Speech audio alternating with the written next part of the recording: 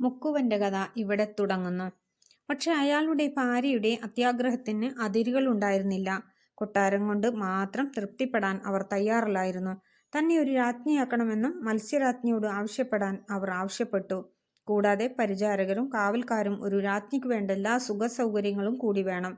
ഭാര്യയെ സന്തോഷിപ്പിക്കുന്നതിനെ മുക്കുവൻ വീണ്ടും കുളക്കരയിലെത്തി മത്സ്യരാജ്ഞിയോട് തന്റെ ഭാര്യയുടെ ആഗ്രഹങ്ങൾ അറിയിച്ചു.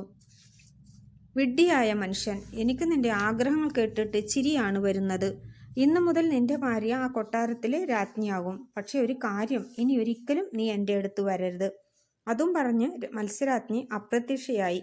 മുക്കുവൻ കൊട്ടാരത്തിലേക്ക് തിരിച്ചെത്തിയപ്പോൾ അവിടെ നൂറുകണക്കിന് പരിചാരകരും ദാസികളും കാവൽക്കാരും. എല്ലാവരും നല്ല വസ്ത്രങ്ങൾ ധരിച്ചിരിക്കുന്നു. എന്നാൽ മുക്കുവന്റെ വസ്ത്രമാകട്ടെ കീറിപ്പറിഞ്ഞതും. അയാളോട് ഭിക്ഷക്കാരനാണെന്ന് കരുതി കാവൽക്കാർ അയാളെ അകത്ത് കയറ്റിവിട്ടില്ല. താനാണ് ഈ കൊട്ടാരത്തിന്റെ ഉടമയെന്ന് ബോധ്യപ്പെടുത്താൻ അയാൾ ശ്രമിച്ചെങ്കിലും കാവൽക്കാർ അത് ചെവികൊണ്ടില്ല.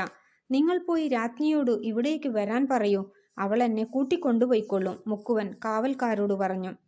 ഒരു കാവൽക്കാരൻ രാജ്ഞിയുടെ അടുത്ത് ചെന്ന് പറഞ്ഞു, തമ്പുരാട്ടി, കൊട്ടാരവാതിൽക്കൽ ഒരാൾ വന്നിരിക്കുന്നു. അയാളെ കണ്ടാൽ ഒരു ഭിക്ഷക്കാരനെ പോലെയുണ്ട്. പക്ഷെ അയാൾ പറയുന്നു അയാളാണ് ഈ കൊട്ടാരത്തിന്റെ ഉടമയെന്ന്. ആരാണെന്ന് ഞാൻ നോക്കാം. രാജ്ഞി കൊട്ടാരവാതിൽക്കലേക്ക് ചെന്നു.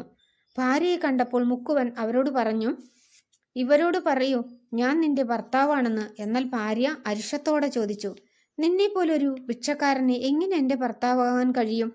എനിക്ക് നിന്നെ അറിയില്ല. കാവൽക്കാരെ, ഇവനെ പിടിച്ചു പുറത്താക്കൂ. കാവൽക്കാർ അവർ പറഞ്ഞത് അനുസരിച്ചു. പാവം മുക്കുവൻ ആകെ തകർന്നു. വിധിയെ പഴിച്ചുകൊണ്ട് ആ രാത്രി മുഴുവൻ അയാൾ തേങ്ങിക്കരഞ്ഞു. ഒരിക്കൽ കൂടി മത്സ്യരാജ്ഞിയെ കണ്ട് സഹായം തേടാൻ അയാൾ തീരുമാനിച്ചു. നേരം വെളുത്തപ്പോൾ തന്നെ അയാൾ കുളക്കരയിലെത്തി മത്സ്യരാജ്ഞിയോട് വിളിച്ചു.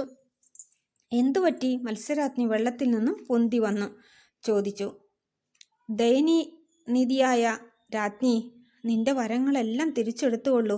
അതെനിക്ക് ശാപമായി, അയാൾ കരഞ്ഞുകൊണ്ട് പറഞ്ഞു. മത്സ്യരാജ്ഞിക്ക് അയാളോട് അലിവ് തോന്നി. അവൾ വരങ്ങൾ തിരിച്ചെടുക്കാമെന്ന് സമ്മതിച്ചു. തിരിച്ചെത്തിയപ്പോൾ കൊട്ടാരം വീണ്ടും കുടിലായത് മുഴുവൻ മുക്കുവൻ കണ്ടു.